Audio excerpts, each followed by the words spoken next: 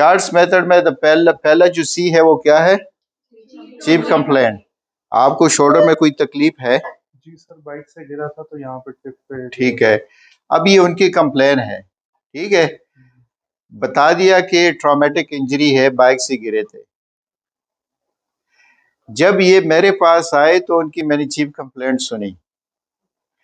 अब नेक्स्ट जो मेरा काम जो इसमें चार्ट्स मेथड में नहीं है वो है कि मैं रूल आउट करूं कि इनको कोई सीरियस पैथोलॉजी है या नहीं है, जो बीसीएमटी में हम कराते हैं।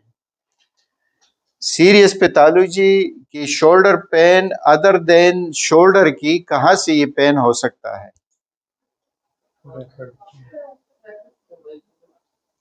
हार्ट से रिलेटेड, सर्वाइकल से भी आ सकता है, हार्ट से भी आ सकता है, लंग से भी आ सकता है, ठीक है, तो लीवर से भी आ सकता है, ठीक है। तो ये चीजें, अच्छा इसको अब हम एक एक को कैसे रूल आउट करेंगे? ये पेन के नेचर पे होगा कि अगर रेडिकुलोपैथी यहाँ से है तो वो ये होगा कि वो पेन जो है जब ये नेक की कुछ मूवमेंट करेंगे या नेक की कुछ जो है पोजीशन पे रखेंगे तो ये दर्द जो है उनका बढ़ता है, कम होता है, फिर उसके साथ नमनेस और टेंगलिंग और वो सारी उसकी वो है। तो अगर ये चीज हमें मिलती है तो हम कहते हैं कि यार ये नेक का कोई इश्यू हो सकता है। ये चीजें नहीं है।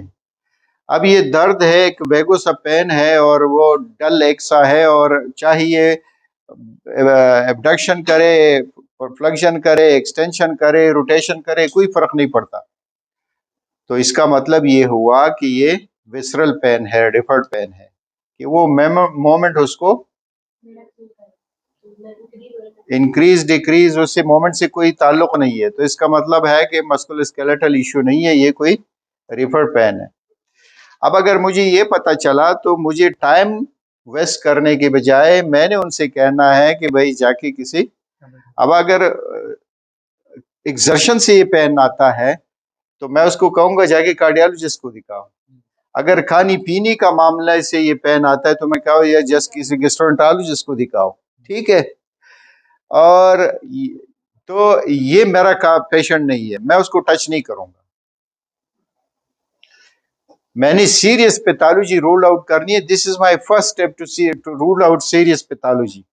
अगर इसको ब्रीदिंग में कोई इश्यू है, स्पेशली पेन कॉस्ट ट्यूमर का जो टिप ऑफ द शोल्डर पे उनका पेन होता है, तो ब्रीदिंग की इश्यू ये बता रहे हैं कि उनको ये भी है, उनको वो भी, तो वो फिर मैं उनको रेफर करूंगा पल्मोनोलॉजिस्ट को, जाके एक्सरे करवाओ, अपना काम उनको दिखाओ, ठीक है। तो the first thing what ever the जो रीजन है, सबसे पहले आपका जहन वहां पे होना चाहिए कि उसकी सीरियस पैथोलॉजी क्या हो सकती है, कि पेशेंट को आपने सेफ रखना, कि मैं शोल्डर पे लगा रहा हूँ और उसको हार्ट का इशू है, मैं शोल्डर पे लगा रहा हूँ उसका जो है लंग का इशू है, मैं शोल्डर पे लगा हूँ ट्रीट कर रहा हूँ और उसका जो है वो कहीं लीवर का और उसका इशू है, तो ये या सर्विकल का इशू है, मैं शोल्डर पे लगा हुआ।